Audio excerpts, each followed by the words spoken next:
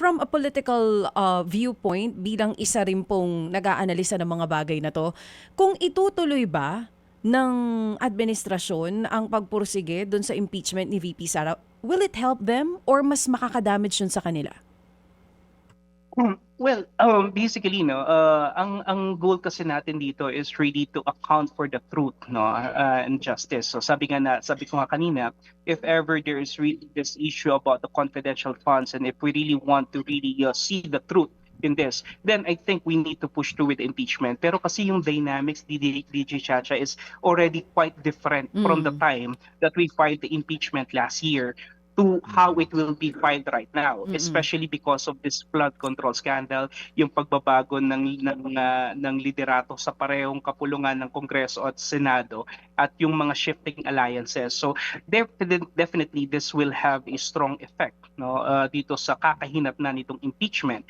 Plus the fact that the Vice President is enjoying a relatively higher level of popularity and trust rating and satisfaction as well, may not bode well to the general public, because again the public's perception will still be, why are we going to have an impeachment when in fact we have a problem so big, so immense, na hindi pa natin nasosolve, no? So why start another process when in fact this proceeding of the flood control mess is far from being resolved, no? So ito yung kinakailangan nating sigurong maintindihan dito sa impeachment nito. Pero I believe that by February, whether kahit anong mangyari, I think the allies of the president will still be filing an impeachment complaint against the Vice President. Opo. So sa simpleng salita po, kung ang ating habol ay katotohanan at accountability, dapat ituloy ang complaint na yan. Kasi nga daw may basis, ang usapin po dito sa hindi maipaliwanag na paggasta sa confidential fund. Point number 1, Professor.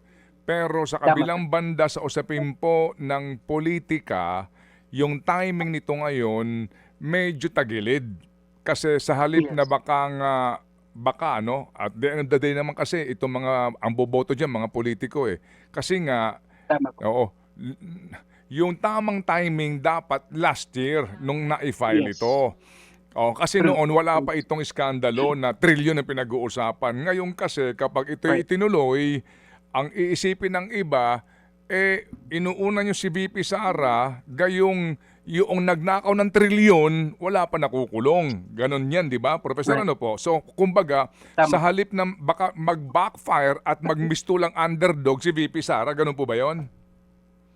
Tama po yan, and basically nakita na rin ng marami sa mga politiko natin yung firepower ni VP Sara ng nakarang elections, that the people that she campaigned for and that she supported eventually became successful doon sa nakarang election. So this may actually be a turning point as well, especially para sa ating mga congressmen and senators, especially those seeking for re-election. And syempre, maaaring magdalawang isip sila to actually support the Vice President. Because to support impeachment against the Vice President. Because let's face it, ang talagang masyadong maging bold yung action na ma-impeach siya, walang iba kundi yung dating speaker. Okay? And this is because the former speaker really had his eyes towards running for the presidency in 2028. And remember that he knows very well that VP Sara is the biggest stumbling block towards this ambition. Pero ngayon nawala na siya, at iba na yung dynamics sa Kongreso, gayon din naman sa Senado, maaring magbabago rin po ang ihip ng hangin. Pero this is something na kabang-abang at titignan pa rin natin. Pero sana, ang sa akin, whether the impeachment complaint will push through or not, still, the flood control scandal, this DPWH mess, this DPWH issue, and the corruption that we have at the moment, dapat hindi po yun mag-wane down. Mga kapatid, brothers and sisters, saan ka pa? Dito na tayo sa totoo. Dito na tayo sa True FM. Mga kapatid, mag-subscribe and follow po kayo sa social media accounts ng True Network PH. Yan po kami, hanapin nyo lang True Network PH, Facebook, Instagram, YouTube, TikTok, and podcast. Mapa Apple or Spotify man yan, mahahanap nyo kami. Lahat ng mga napapanood at napapakinggan nyo po sa programa, nasa social media accounts namin yan. So, paano mga kapatid? See you sa social media! Ito tayo sa totoo. sakit, tapad.